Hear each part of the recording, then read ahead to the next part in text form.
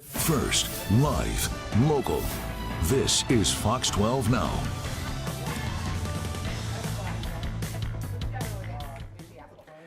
Hello, everyone. This is Fox 12 Now. I'm Greg Nibbler. Appreciate all of you joining us, however you found us. Remember to come back there. So whether that's on YouTube Live or on our apps, don't forget we have a lot of apps for all kinds of different services. So wherever you're watching, download those as well.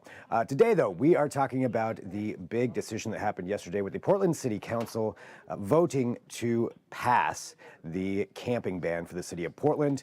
I want to walk through what exactly that means, what's involved with that, what the ramifications are, how it's going to be enforced, and everything that goes along with it that we know so far. So we're going to be doing that here during this segment. We're also going to hear from an interview that I did with Scott Kerman of Blanchet House, talking about what the ramifications are for people who need places to stay, how that's going to affect some of those people that provide those services. So that's all during this segment. But to start off, let's go ahead and replay something here from Adrian Thomas that gives a brief recap. We're going to go into some more details about that right after this, but let's all catch up right here. This new ordinance by the city all ties to a state law passed in 2021, which says these kinds of local camping ordinances must be in line with these state rules by July 1st of this year.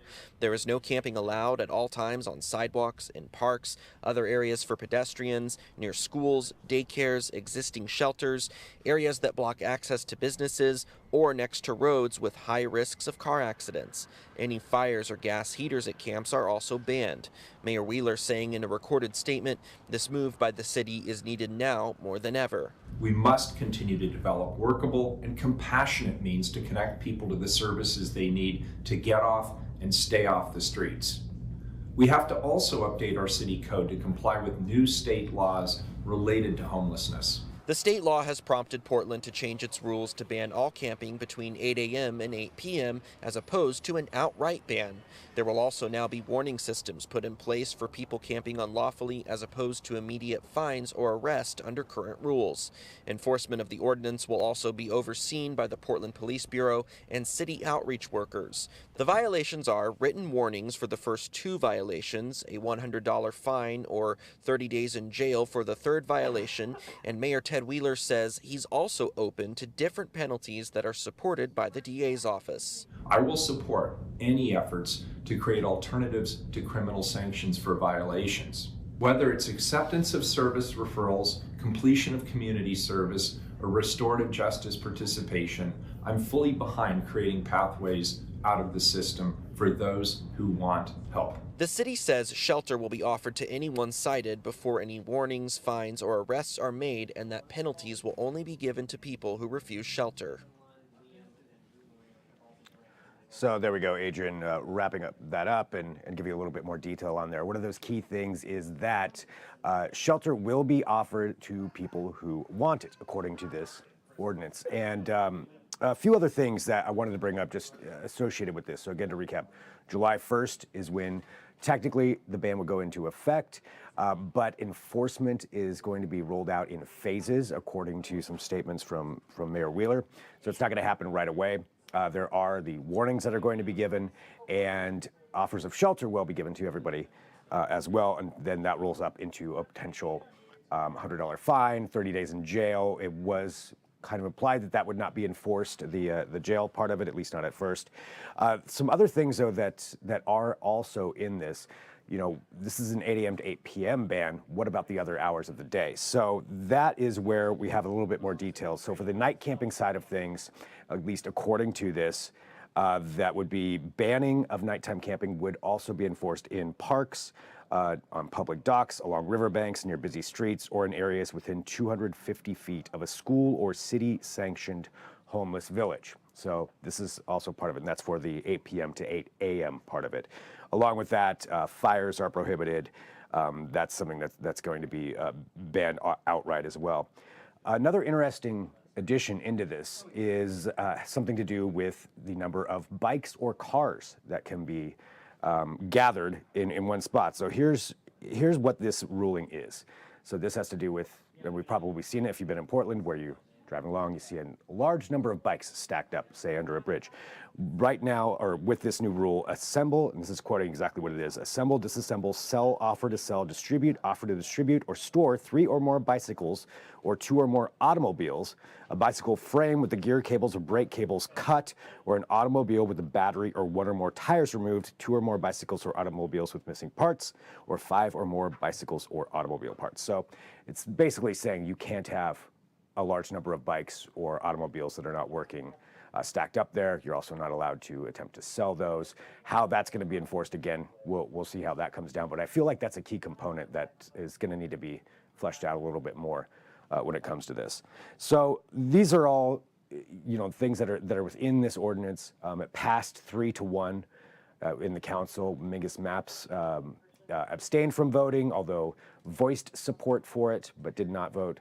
So it is going to be happening on July 1st. Again, that's when that's going to be going into effect. Now, as it's being enforced and everything along those lines, where do the people go?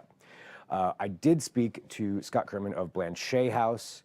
This was last week, actually, when we thought they were going to vote on the 31st, and I spoke to Scott before that vote happened. So this is previous to the vote, but what he talks about is what happens if it does get enforced. And so I thought it would be good to hear from that side of things as well. So let's go ahead and listen to that now. From Blanchet House, who was able to take some time here today to join us. And Scott, I know that you've talked to us quite a bit about this before, but I just wanted to have you on here to get your opinions on this potential ban. And I guess to start off with, how do you feel about the potential ban, and what do you think some of the ramifications of this could be?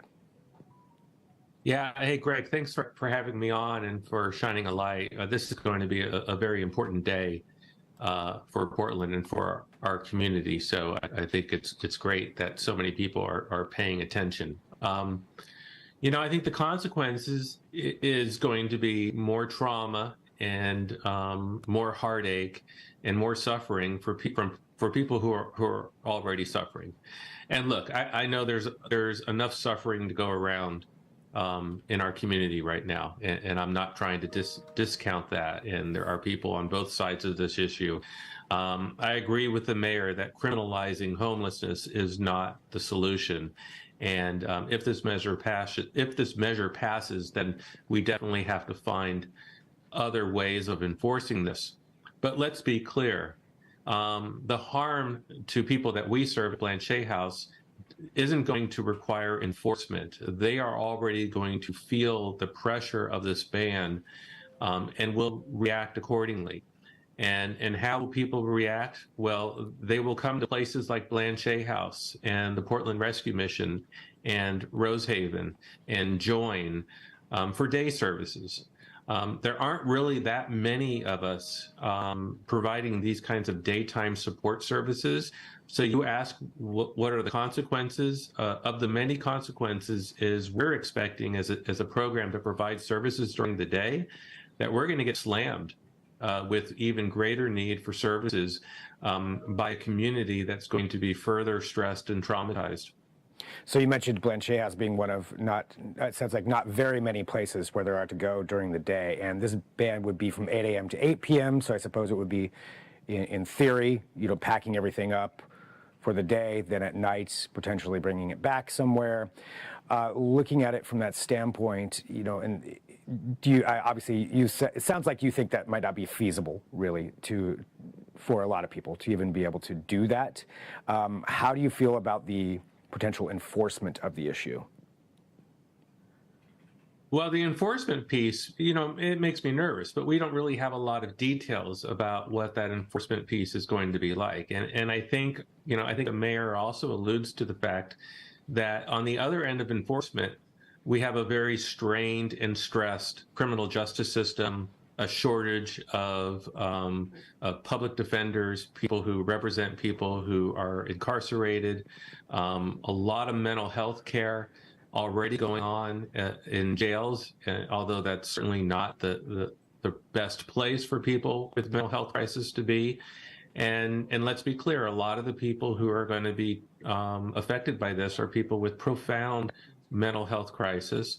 and also a good number of people with physical disabilities, people who are elderly. And so the thought that they are going to have to pack up all of their belongings and schlep it from one end of the community to the other, that's going to be very difficult for people. And part of the things that we're talking about at Blanchet House, because we let people bring their belongings into our cafe during meals, it helps them relax when they're eating because they're not worried about their stuff and whether their stuff will get taken or damaged.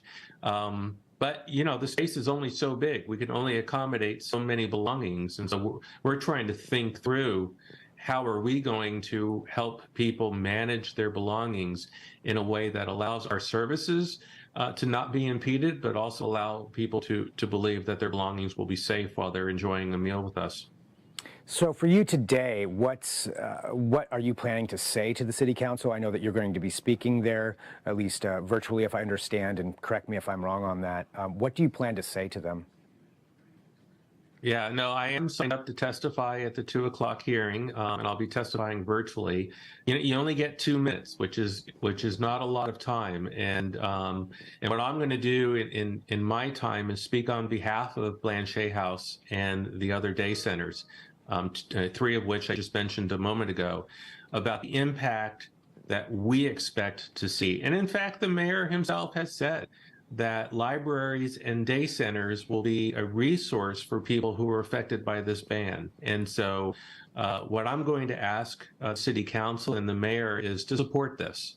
If we're intended to be part of the solution, and trust me, we have been part of the solution to this crisis for the past 3 years at great expense. And thank goodness for a lot of generous people who donate to support our services.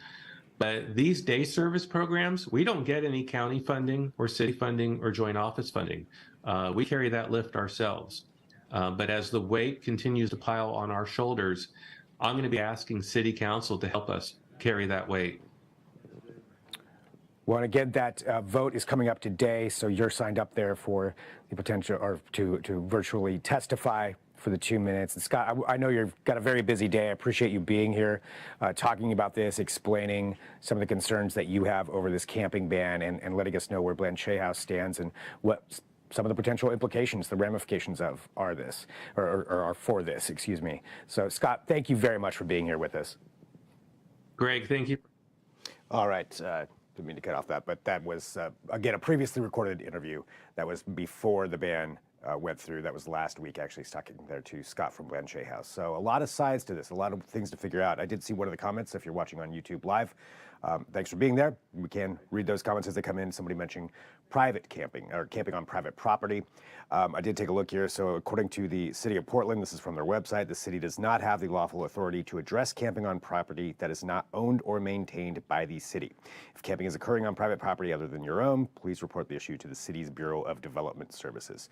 So I know that is a source of frustration that we've seen, a lot of people comment on, a lot of people are upset by that, but yeah, if it is on private property, the city, according to this, does not really have the authority to do much about that. So that's, again, something else to consider on that end.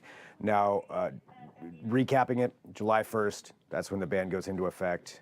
People will get 2 warnings. It does sound like those warnings, the enforcement's going to be phased in, so it may take a little while before that's fully going. It was suggested it could be by the end of July that they'll start enforcing that.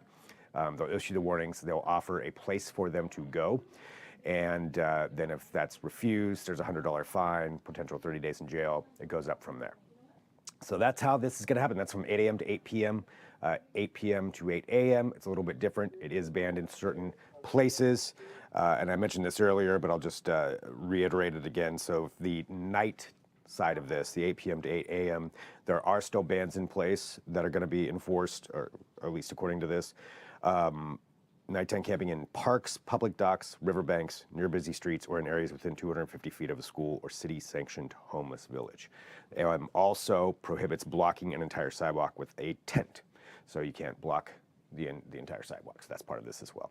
So that's where we're at. I wanted to just bring you that information, make sure that you have it all in one place, look at it from a couple of different sides, and let us know what you think. And this is Fox 12 Now. This is one of the things we get to do. We get to talk about these topics a little bit longer, go a little bit more in depth, and we have lots of things for you to watch on our YouTube channel. So youtube.com/Fox12Oregon. Go there under the live section. I've got a lot of interviews, and we cover a wide range of topics on this show. This one's a very big one right now, but we cover all kinds of things. And coming up later on today, I'm going to be talking about very different topic, volcanoes. Yes, volcanoes. You've probably seen that Mount Hood has had a few earthquakes here over the last week or so, where we're going to talk to the Cascades Volcano Observatory about maybe what's going on there, why that's happening, and go a little bit further in depth about everything that they do. So that's at 2:30 p.m. Pacific. So wherever you're watching, just hit a reminder to come right back there, right back here, and join me at that time. But that's it for right now. I'm Greg Nibbler. This is Fox 12 Now.